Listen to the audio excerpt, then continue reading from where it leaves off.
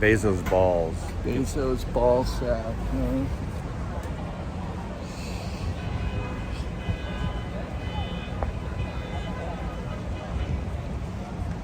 So what's in there? Is it like a cafeteria? It's like for, I think you can get tours, but it's for employees only most of the time.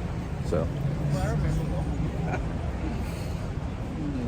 it's Bezos like a terrarium. biodome. Yeah, it's a, yeah. What's that guy, that comedian who was in Biodome?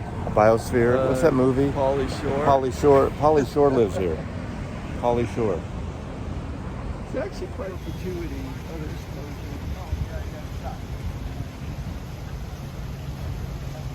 Pretty good wall with that.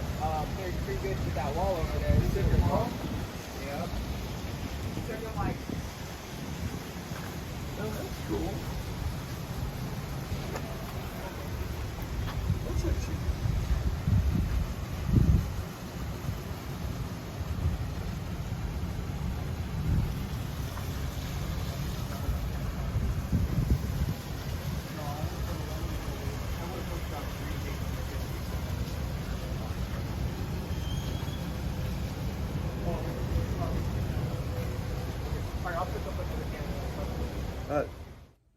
Ron's here. We did that live bar thing. If you haven't watched it, you should watch it. From San Francisco, art director extraordinaire.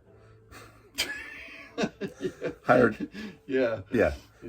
And he's yeah, we're all bitching about the world right now. What a fucked up. Well, especially with the events of yesterday. Yeah, But let's yeah.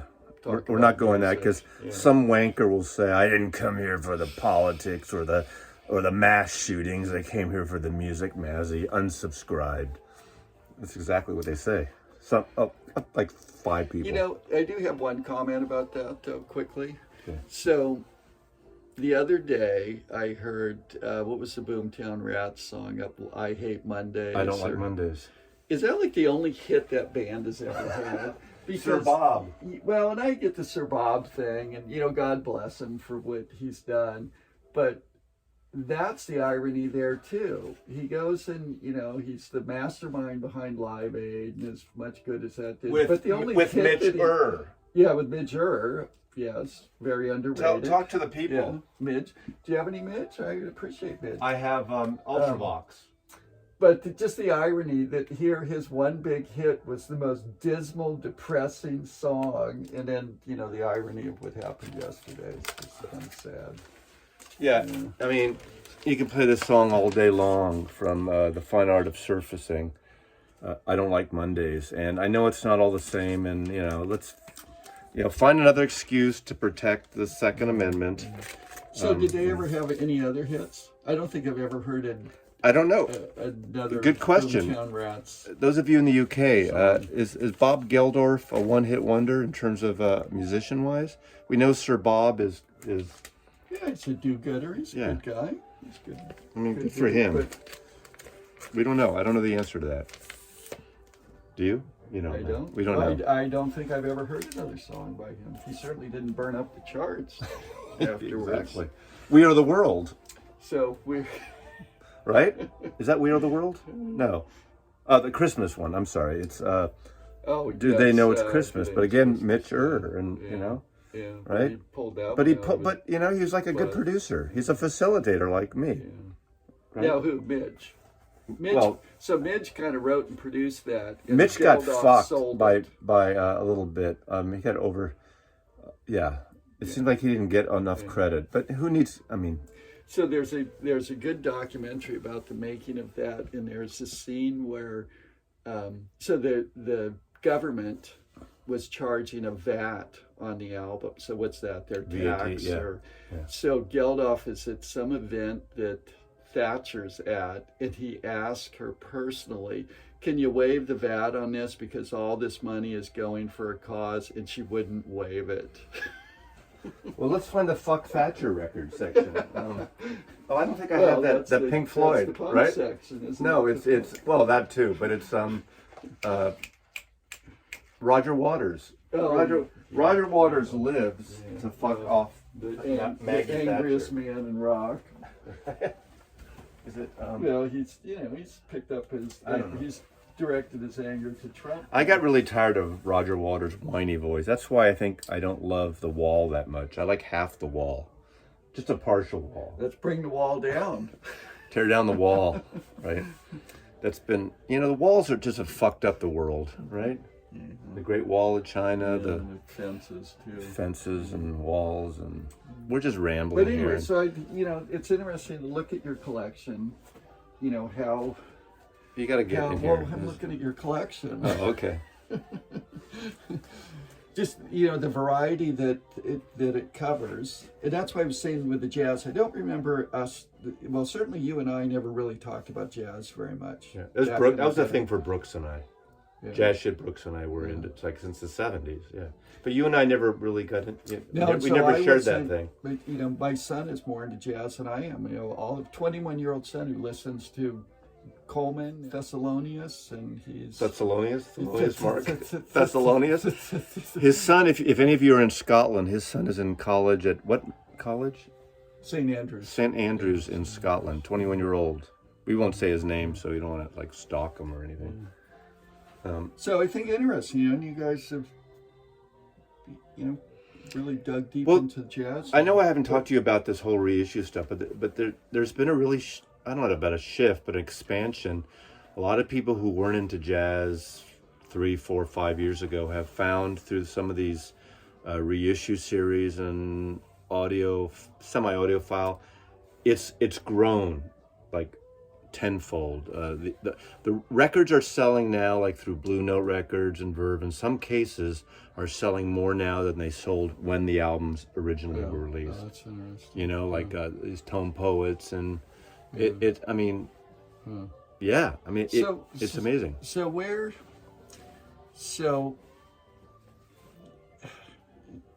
Not, I don't want to say boredom, but so where's the adventure at, or has this become an adventure for you now? Musically? Yeah, because you always... Or musically, see... There's a whole dilemma on, people talk about why do you need all that music? Why do you have, how can you even listen to all of them? And I respond to that a lot. And then I get some great, viewers that'll respond and comment, say, Mazzy, you don't have to defend yourself. And it's not a thing of defending yourself, but when someone makes a comment, and especially a handful of people, you want to kind of, maybe I am explaining myself. Defend yourself. Yeah. But what I'm asking is okay. the finding new music. This seems like a bottomless pit, especially now. You can always find new music, and there's certainly new genres that are created. It seems like every week there's some new mashup of different genres to create a new one. But the exploration of finding new music, something new that gets you excited. I think that's probably the journey, right? Yeah. Looking for something, because how many times do you, it's like a book. Sometimes you get into page 5 and you're like, this thing isn't doing anything for me, and you move on.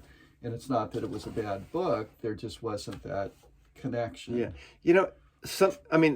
There's some artists and some new music that's very derivative, because there's only certain things you can go around, and we get into neo soul, you're recreating some 60s or 70s soul music, or there's a hybrid of jazz and fusion, or rock and roll and new wave and punk and electronic. I don't have a specific answer, because you just never know, and something surprises you. Sometimes it's as simple as just a guy or a woman with a guitar singing, and her voice and her songwriting and just her approach to music just really hits you, at least hits me. And then I'll go and pull things out. And of course there's that, it sounds like the whack-a-mole thing. You go to one thing and it leads you to another thing, and you go here and there. Right. Well, that's that would be the positive, because there's certainly, it's easy to complain, like there's too much content, there's too much music. Now I use Spotify, sorry everybody, but I discover so much new music, and I don't know how you would have never been able to discover that music through radio. Right. Radio, just that. But you have to have someone. It's hard to curate it for yourself, and whether you go and read periodicals like Mojo or different, or watch YouTube channels like mine or other people, and sometimes I'll turn some people on. I read the comments. Oh, I never knew that Donovan Sutras album was a thing, that Rick Rubin, or I hate it, it's too boring, or some, but it leads you to it, and you trust. Some people, I don't say that they trust me, but they know my taste by now. Every once in a while there's something out of the box maybe, but am I conservative in my taste? I mean, some would say yes, depending on your point of view. But I'm into a lot of expansive genres and things. I'll do some noise, industrial stuff, a segment of that, and then I like a great pop hook and folk music, or bluegrass, or jazz, as you said. Yeah. But I think it is an interesting kind of journey to go on. I mean, it's even like this African collection that you have. We were talking about analog Africa. It's I mean, this is one of my favorite labels of the last several years. How would you have even found this if it wasn't for the vinyl resurgence? Well, there are playlists. In fact, I don't have it here, but yeah, I do have it here. Of course I do. The one that got me, you know what? Okay, this is an interesting thing. This was the first one. There's 2 volumes of African Screen Contest. This is the one that got me into this label. And I got into this label because of Amoeba's What's in My Bag. And I don't even remember what the artist was. There was one artist. Sebastian Bach. But that's the thing. What I like about that, there's artists I've never heard of or artists I don't like, but I'm really interested in what they pick out, what they pull, and what they buy or get free, or however, And someone showed this, and they played a little clip, and it was just funky, soulful, like manic in a way, and really kind of cool. And I found this record, and then I found the second volume in Amoeba in San Francisco, and then it was, for then on, I ordered the things through Bandcamp, the label out of Germany, and that Sami Ben Rejeb, I don't know if that's how you pronounce his name, curates these and goes around the world, or South Africa, South America, African continent, and finds these old 45s and LPs. I mean, it's not audiophile stuff, but it's just great, funky, soulful, joyous music. And so this was something that I just got because of that, if I didn't watch that YouTube. And then the archivist, actually, very soon after she mentioned this to me, she had heard about it somewhere. And the rest is history. Now I have what... So was this... David Byrne's also doing this, too? Well, he did that with Luca Bop record. Yeah. He did a lot of those records with the CD era, mostly, right? Mm-hmm. Was it the 80s into the 90s? The whole Luca Bop label had these and Peter Gabriel did it, too, with his label. Yeah, probably much more refined. Most of those musicians were actually recorded pretty well. This looks like it's... No, these are just recorded. But it isn't about this great record. It doesn't matter. It's just great music, right. And that's where, I've done these rants, and, Maslov, you're talking out of both sides of your mouth, when you talk about buying all these things that I talked about FOMO, fear of missing out. If you don't get, you were talking about the box sets of, like these Rolling Stones, I don't know, Goat's Head Soup, Super Edition. I don't get those because, I get the ones of the Beatles and Lennon and the solo things and a few artists. I like that stuff. After a while, I go back and forth. It just really depends. And there is a thing about mood in the moment, what you do. Right. Well, this feels, different. And this really is the adventure. It's finding music that that you haven't heard from, and that actually has an interesting story to it. Now, let me ask you another question. What about songwriting? I don't know if I'm the good person to talk about that and what we're... but that's what you're attracted to, too. I like sound. I like songwriting, but compared to some people, I find myself... When I listen to a record, I don't really concentrate on the lyrics right away. And a lot of people do. And later I do, depending on the artist. But some people, I hear that lyric right away, and that's what gets them in on it. I don't. And I always, it's weird admitting that, but I listen to the vocal patterns, the sound of the voices, and the musicianship, the recording, and the production. And it's not really very few things like hook me with the lyric lyrically, which Interesting. I'd never admitted that. So I guess. this, what we were just listening to, this Traffic album, I couldn't tell you a lyric that we just listened to. You know, that is really about. So for me, this was really about the sound of a period of time. You know, this really feels like. Does it seem dated to you? Well, good question. Yeah, yes, but not in a bad way. Dated in a good way. That's what. This is what, 68, 69. Jimmy Miller produced it. Yeah. Second Traffic album, self-titled. This is the last one with Dave Mason. But Jim Capaldi voice and Stevie Winwood. I mean, what a great blue-eyed soul voice. And to me, this is a perfect album. Feeling All Right. I mean, that's a Dave Mason song that, you know, Joe Cocker made famous, and Delaney and Bonnie and Friends. And I mean, I just love this record. I mean, this is like a grail. I mean, not a grail in terms of rare, but it's a personal favorite. Definitely in my top 25 of all time albums. Probably. Well, and so that to me isn't like a lyric album. It's a musical album. I think so. I mean, there's some fun lyrics. I mean, it's a joyous album in a way. You know, Feeling All Right. I mean, upbeat. Yeah. It's a great kind of soulful song. Someone's Crying to Be Heard. 40,000 Head Men. Vagabond Virgin. You almost could say it's like kind of dated right now. So, well, yeah. So. And you all, but it's funny. Both Dave Mason songs, you could all join in, and Vagabond Virgin are very catchy, almost acoustic-based things that just open up each side. In a way, don't fit in with the rest of the album, but I remember when I bought this as a kid, when it came out, 14 years old, whatever, those are the songs I first were attracted to. The long things like Don't Be Sad, Pearly Queen, Crying to Be Heard, I didn't get into those till a little later. They're more mature songs on this record, the Stevie Winwood, Jim Capaldi songs. So kind of what my question, where I was going with this question was, just like an observation of how you would, if say you were to rearrange your whole library here by songwriting types of songs. Right. Well, it's interesting because I look back, you know, I know one of our favorite guys, Eric Clapton.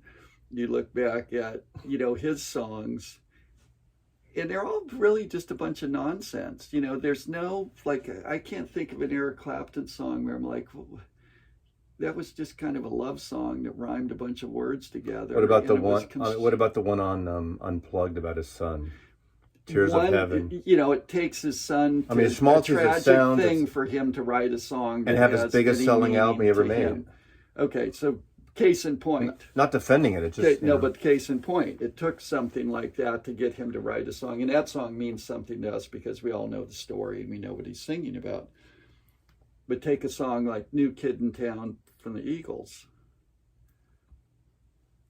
It's like just a brilliantly written, like, little story. So they're these short stories. I think Nick Cave does this really well too. Nick Cave does it really well. He tells these little stories that really does draw you into the lyrics. And I mean, in some ways, you know, and I'm not defending the Eagles, but I think those two guys wrote these really good. Well, Jackson Browne does the same thing, or did. I don't think he does that anymore, but wrote these songs. McCartney does it. He writes these songs that are these Rocky Raccoon. What like, if you just read the lyrics to that song, it's kind of a dumb song. But it's an awesome. He made that story work. It was so there. So I've been kind of listening. And it could have been really weird. Look at on the surface of him even trying to do that bad accent when he was talking the intro. Once was a bowl of rock, you know. So, well, what was he doing? What was that, like his little Elvis Presley from the, you know, Appalachia Mountains? I have some viewers from the Appalachians, probably, so we don't want to offend you. Appalachia. That's like south of, is it south of Surrey? Ipswich, is it Ipswich? One of the roundabouts in Ipswich. I got stuck on that roundabout for about 30 minutes. I didn't know which in Ipswich. Yeah, well, I just think it's an interesting way to look at music, you know, and as you find these, you know, these things, it's just something to kind of look at. What's, you know, what are people saying? And certainly, what were you playing last night? Radiohead, OK Computer, and I don't think there was a love song on that album. Okay, here's something. What do you think of lyrics, Morrissey's lyrics? Oh, yeah. So, I mean, hysterical. well, okay, so that's another... Deprecating, like if you have 50 minutes to spare or 5 seconds to spare, whatever, how many seconds, I'll tell you the story of my life. So that's another good observation. Do you, or class, what do you think about funny songs or songs that have a bit of humor that make you smile? Do they become novelty?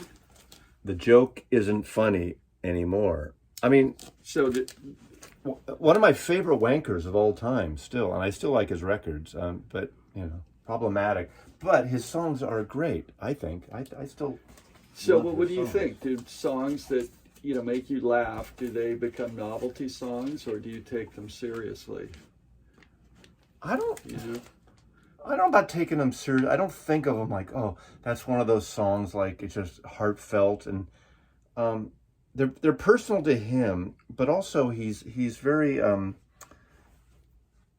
want to say manipulative, but he the way he, like, William, it was really nothing. I mean, please let me get what I want, reaching out, Big Mouth Strikes Again. I mean, he just some of the songs, some girls are bigger than others, some girls are bigger than others' mothers. What's the lyric there? Well, yeah, he's twisting some phrases there, but... Girlfriend in a coma. I mean, come on. Yeah. Work is a 4-letter word. I keep mine hidden. All right. Have we, Sheila, take a bow? Is it really so strange? Sweet and tender hooligan. I think we've run the course with... Okay, Morrissey. Well, what about 10cc? Well, I think 10cc is very clever. Yeah, well, Morrissey, you'd say Morrissey's clever too. Yeah, but a different kind of, I mean... I think 10cc bridges on humor. Humor, it's clever, but it's very humorous, and this is another Hypnosis cover. We talked about that. Mandy, Fly Me, Art for art's sake. I want to rule the world. Don't hang up. What's the Jamaican Vacation? What's that's Dreadlock Holiday. Holiday. That's when they were only 5C. Yeah. Another Hypnosis, great cover. I mean, talk about the tourist with the map stuck on his face, right?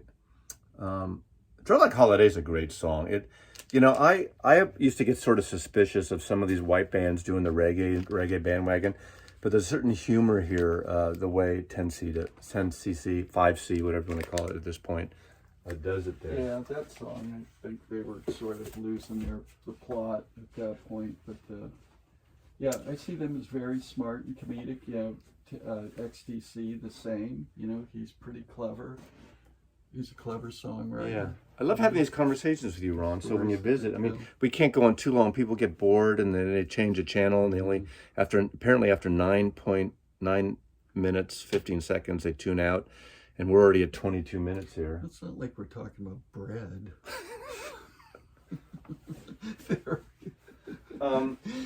And I'll give it to you. You defended bread. Well, they're okay. Let's see. Did I really? Yeah, and I'm okay with bread. There's a place for bread in the record collection.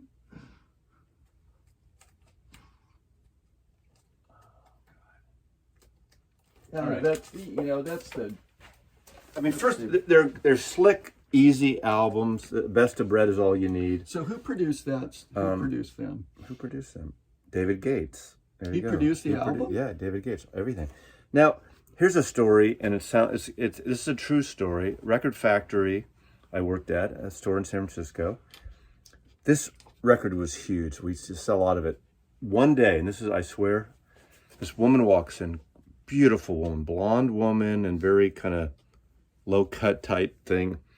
And she said, do you have any bread albums? She's looking for the bread section. And I swear, I said, well, she said, what's their best album? I said, well, there's the Best Abreast. This is true. I remember that. And she kind of looked at me, and I turned like total red. I didn't realize there's sparkly shit on this record. I don't know if is that on all of copies? In the printing? Looks like it's in the printing, sparkly shit. Anyway, I did say that, and I was 19, 20 years old, or what year did, 1973. So this would have been in 74 when they came in on this huge record. Really great sounding record, of course. Guitar Man. Is Guitar Man on here? Guitar Man's not even on here, is it? Make It With You. You only have one Brad album? That's all I have. That's all you need. I don't have, That's all I need. You just need a Best of Bread. Best of Bread. That's if you do. Anyway, so I'm gonna sign off on this one. So any last words, Ron? No, you have a wonderful record collection here. Enjoyed listening to albums last night. Yeah, we played records for into the evening. A lot of stuff. Yeah. He made me listen to some Doors and some Creedence Clearwater.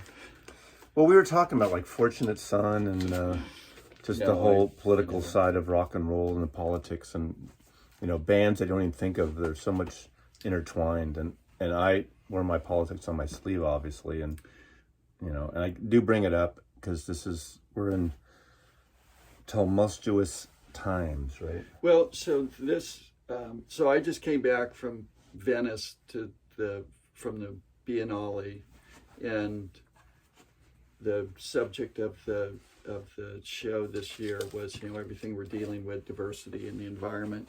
And I have to say, the art, it's kind of cliche that art and music, that artists can lead the way and deliver the message. It's absolutely true. I mean, the artwork at that show was just amazing, and the amount of time that people put into it. And that's why, I'm thinking more about songwriting, because it's a wonderful medium to get these messages out and to influence generations, and it's kind of an important job, and we've sort of struggled with all this manufactured pop and a lot of radio now, the Justin Biebers and all these, that it's kind of meaningless music when we're in a time when it does need to have meaning. Now, not to say there's plenty of artists that are thinking about these things and spending the time, but the amount of time it takes to think these things through and do them correctly, you have to really admire. I mean, I'm sympathetic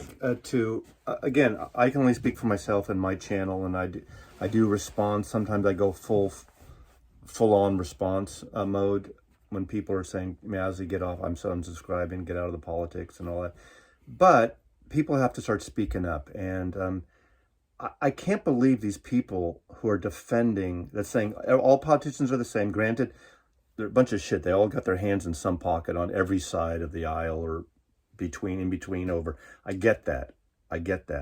But there is a difference now, and there is the Democratic, look what's happening in the state by state. People in this country about trying to divert voting rights based on stuff that didn't happen. And there's a couple of people that keep saying, watch this documentary and watch, it's all fake and this stuff didn't happen. And even and they don't believe the Republicans who stood in the front lines and these state election people who were on the front lines protecting this, that didn't want to choose fake electors to go for the other guy that did not get the votes. And the people that believe that, and I'm not some wacky liberal, you might say, some people think it is, but that's the danger right now. That's the danger. Forget that, if you're, what your politics are. And if people were coming up with solutions on both sides for things, whether it's environment, whether it's guns, whether it's abortion, but there's no compromise happening. It's like either, how many years have we been trying to change the Supreme Court to outlaw abortion, and then of course once the child is born, like look what just happened. Well, we're faced with one of the most difficult things to do, and we all can experience that ourselves, is how do you come to a compromise? How do you actually listen to the other side? How do you find a common ground? That is one of the most difficult things to do. But when they throw out the thing that, okay, we're just trying to take everyone's guns away. I mean, I wish we would, but that's not what we're trying to do. Well, that's what I'm talking about. Are those things? How do you give up something to get something? It's really difficult. It's probably not going to be up to the politicians. It'll be up to the people to do that. Yeah. You know, it's not happening there, but it's a very hard thing to do, and maybe we'll work our way to that point. Yeah. All right. All right. Adios. I'm going back to San Francisco. And I'm in Seattle, two liberal bastions that are fucked up as much as any other place in the world right now. So. Yeah, you know, in Seattle, don't be giving San Francisco such a hard time. I'm seeing some stuff here. Yeah. Oh, it's definitely. We both agree on that. So, anyway, Mazzy does love you. I do appreciate the support and comments and I love watching. Mazzy. Yeah, we're friends since 1987, 88, something like that, right? But yes. Take care.